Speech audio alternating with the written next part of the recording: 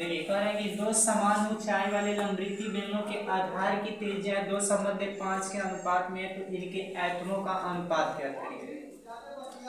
एक दो लंबवृत्तीय बेलन है, दो बेलन हमारा है, पहला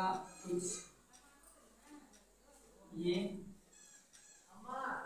और दूसरा भी बेलन है, तो इन दोनों बेलनों की जो आधार की त्रिज्याओं का अनुपात दिया है वो 2:5 दिया है। 2:5 कह रहा है कि इनके आयतनों का अनुपात ज्ञात कीजिए। सबसे पहले आप ये ध्यान रखिएगा कि जो बेलन होते हैं बेलन के आयतन का सूत्र क्या होता है। जब तक आप बेलन के आयतन का सूत्र इसमें नहीं बता पाएंगे तो नहीं लगा पाएंगे, ठीक है। हम यहाँ पर लिख रहे हैं, ध्यान दीजिएगा। सबसे पहले मानेंगे, माना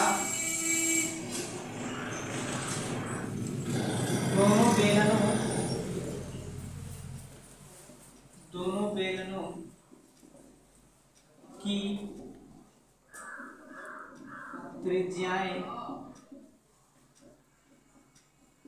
क्रमशः R1 व R2 है।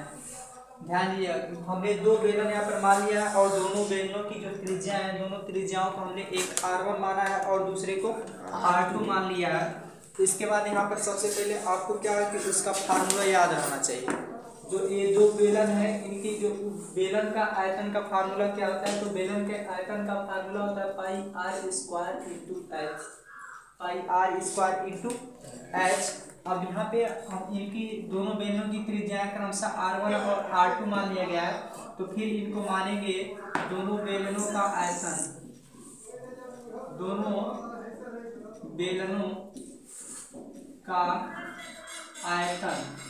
ये जो दो बेलन है इन दोनों बेलनों का आयतन हम मान ले रहे हैं, एक को V1 मान ले रहे हैं और दूसरे को V2 मान ले रहे हैं, ठीक है।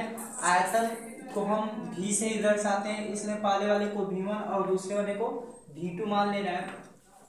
अब कह रहे हैं कि इन दोनों बेलनों का आयतनों का अनुपात निकालना, यानी V1 और V2 के आयतनों का अनुपात निकालना।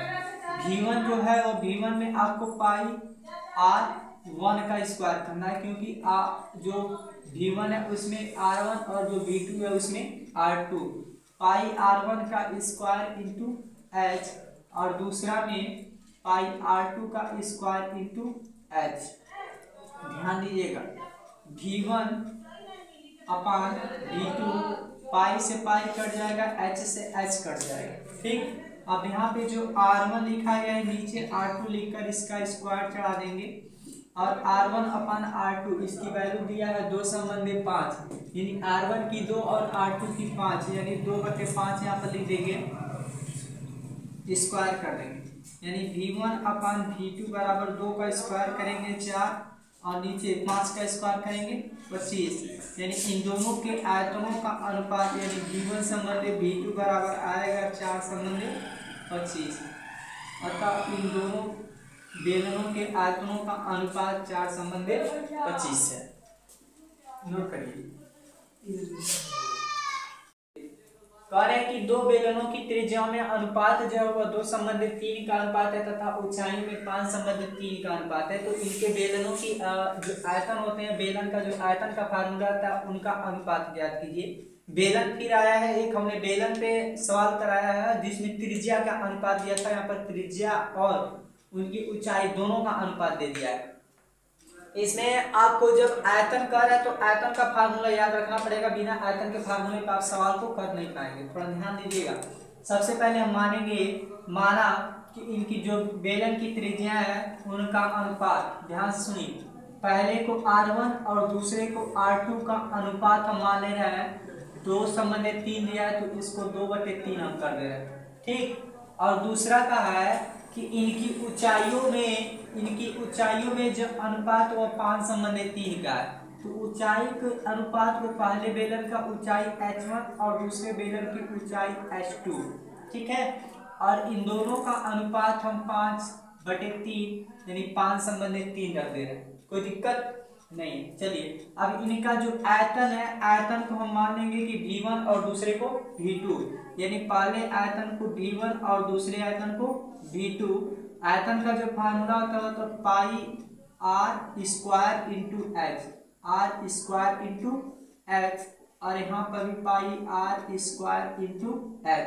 अब थोड़ा ध्यान दीजिएगा, जब पहले वाले बेलन में लिखे हैं तो यहाँ पर R1 और यहाँ पर भी H1, ठीक है। दूसरे वाले को निकालना है तो यहाँ पर R2 और यहाँ पर H2, ठीक है। कोई बात नहीं, पाई से पाई हम सिंपली यहाँ से काट लेंगे, ठीक है। और यहाँ पे क्या करेंगे, R1 बटे R2 का होल स्क्वायर, क्योंकि R1 का भी स्क्वायर है और R2 को स्क्वायर है, तो R1 बटे R2 लगाकर इन दोनों के स्क्वायर, फिर इंटू H1 बटे H2, इन दोनों को लिख लेंगे।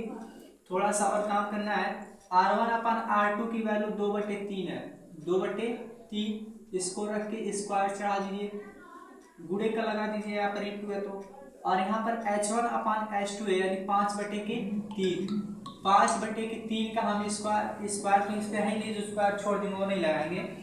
2 का स्क्वायर करेंगे तो 4 हो जाएगा, नीचे 3 है, 3 का स्क्वायर करेंगे तो 9 हो जाएगा, और 5/3, थोड़ा ध्यान दीजिएगा, 5 चौका हो जाएगा 20, और नीचे 9 3 हो जाएगा 27, यानी V1 अपान V2 की वैल्यू आ रहा है 20/27। इनके आयतन का अनुपात कहा है, तो आयतन का अनुपात V1 संबंधी V2 बराबर 20 संबंधी 27, ये हमारा आंसर हो जाएगा।